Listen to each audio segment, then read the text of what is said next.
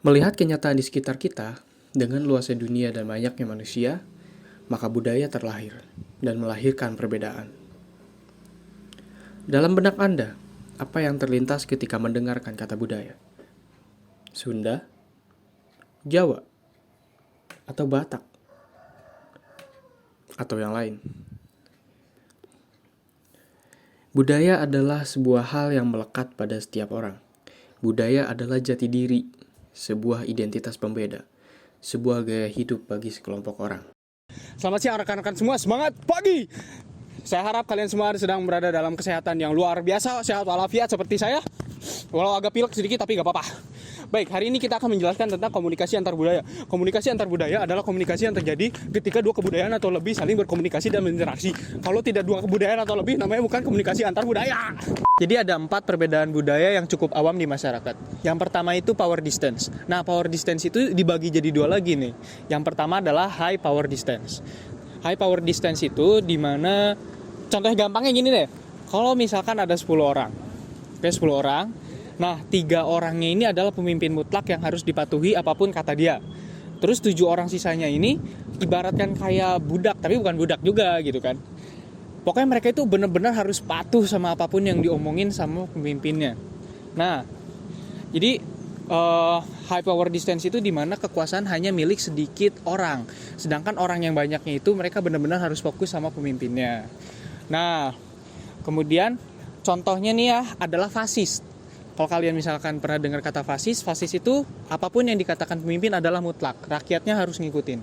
Kemudian yang kedua adalah low power distance. Low power distance ini mereka sangat mengutamakan kebersamaan, kesepakatan, kesetaraan. Jadi semua orang punya hak suara, semua orang punya kewajiban yang sama gitu loh.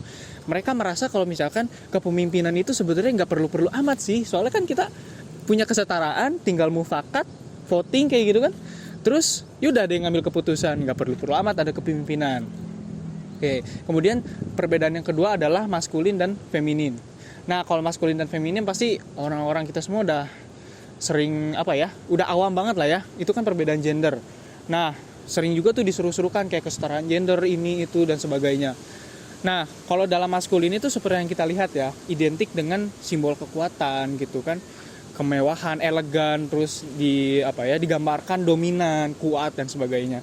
Sedangkan yang feminin itu digambarkan submisif, lemah dan ya seperti itulah yang biasa kita lihat di televisi, di media, di mana-mana.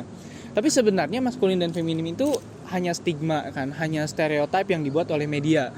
Sehingga sebenarnya keduanya itu harus kita pahami kalau keduanya emang punya tugas dan peran yang beda-beda. Hanya mereka kedua ini setara.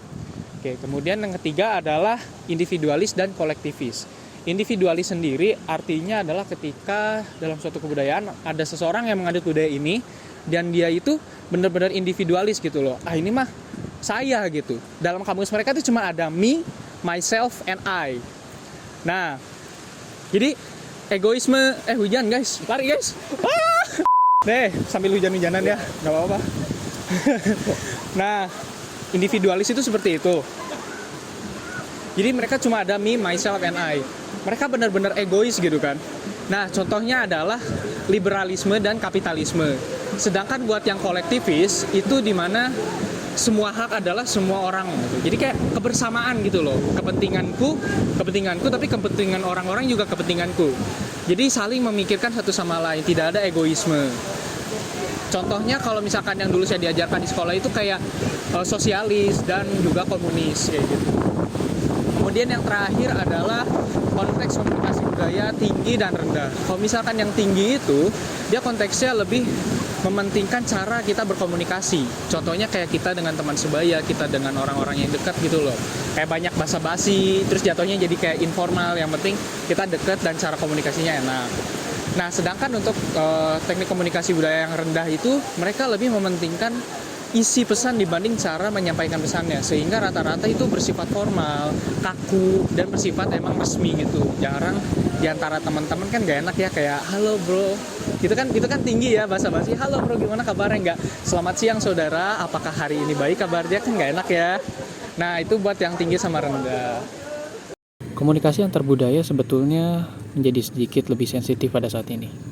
Perbedaan budaya sebetulnya bukan hal yang buruk, Rasa sensitif yang terlalu tinggilah yang buruk. Hilangkanlah rasa etnosentrisme, belajarlah menerima, sesuaikan cara berkomunikasi kita, dan perbanyaklah wawasan. Dengan begitu, kita tidak akan sensitif terhadap isu atau hal-hal yang bersinggungan dengan budaya. Dan kita akan menjadi mudah berkomunikasi dengan siapapun.